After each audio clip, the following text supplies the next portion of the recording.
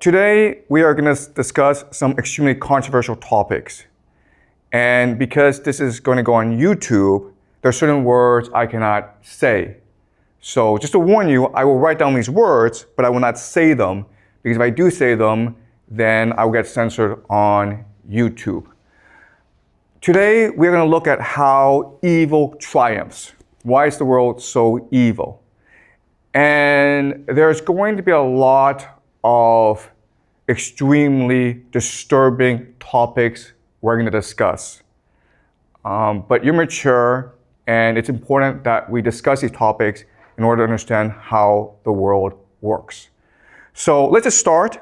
And we will do a lot of speculation and theorizing in this class. So do not take this as gospel. Do not believe this is the truth. The entire point of this class is to help you develop the theories and the ideas to better understand the world. These are tools. Okay? This is not truth. These are tools. All right. So the first question I have for you is, what is happening in Israel? Right now, as you know, Israel is besieging, bombarding Gaza. You might have seen the videos on social media. It is disturbing. It is terrible what is happening.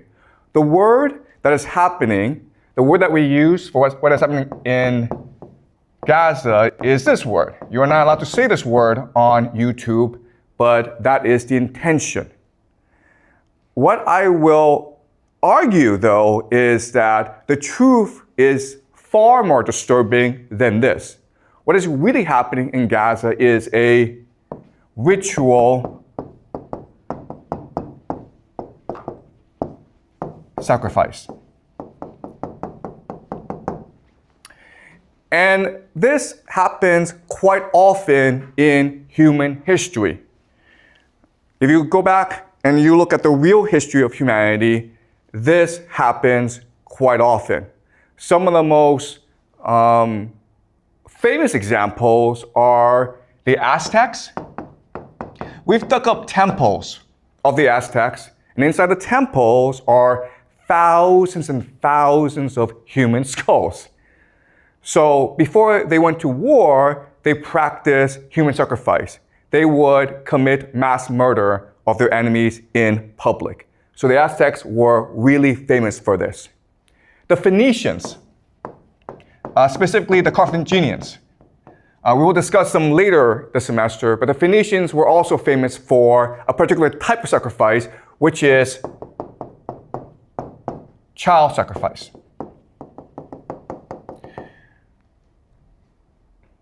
The Romans wrote histories insulting the Phoenicians for practicing this sort of sacrifice. But the Romans themselves practiced human sacrifice. What they would do is that after every major war, they would capture all the major leaders, all their enemies, and they would parade their enemies through the streets of Rome. This is something called a triumph. At the end of the triumph, they would gather enemies at the temple of Jupiter. Jupiter is their god. And then they would strangle to death their enemies. That's sacrifice. That's human sacrifice. They didn't call it that, okay? And they sort of disguised it, but we know for a fact that they did do this. So the question for us is, why is it that this happens? Why do the Aztecs do it? Why do the Phoenicians do it? Why do the Romans do it? And why is it today the Israelis do it in Gaza? And remember, okay, what the Israelis are doing is quite horrific because it is really this sort of sacrifice. Why? Because 47%, almost half of the population of Gaza is under 18 years old. So the majority of people who are getting killed are in fact children. What is most striking or blatant about what's happening in Gaza is that we can all see it for ourselves. And it's almost as though the Israelis want us to see it and want us to hate them. Right? You can see all over the world, popular opinion is turning against Israel. You have these popular protests all around the world. protesting what is happening in Palestine. If they really want to do this, right, there are actually much more effective ways of doing this. For example, you could just poison their water. Or you could poison the air so that everyone in Gaza gets a fast cancer, right? We have the technology to do this. So Israel could do it this secretly and no one would talk about it. And in 20 years' time, 30 years' time, the population of Gaza would all be gone. It would be a very secret, right? Instead, they choose to do this in front of the world. And my argument to you is that this is intentional. They want the world to hate them. Because by doing this, they create the ultimate taboo, right? We find this disgusting and contemptuous, so the entire world will unite against Israel. But guess what? That's what their religion wants. In the extreme form of Jewish eschatology, or the religion, they believe that at the end of the world, Israel will fight the entire world and God will help Israel triumph in the end. So what's really happening in Gaza is that there are extremists within the Israel government who want to accelerate the process of the end of the world, where Israel will face the world. And if you think about it, the entire idea of this ritual sacrifice is to unite the Israeli population. And what's extremely disturbing and horrifying about it is that this works. Why?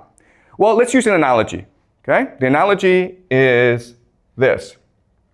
In Chinese history, the most popular military stratagem is to fight with a river behind your back. You guys have heard of this strategy, right?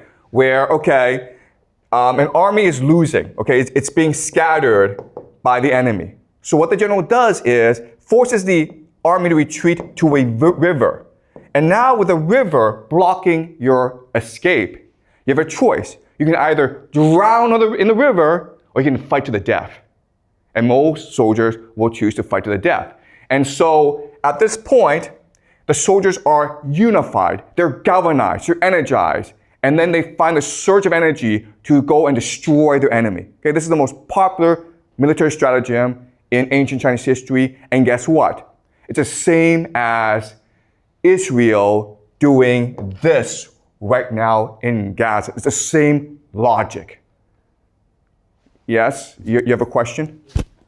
So what is the river for the Israel? That's a good question. What's the river right here, right? The river is a taboo, right? What's the worst thing you can do in modern society? Killing children, guys, right?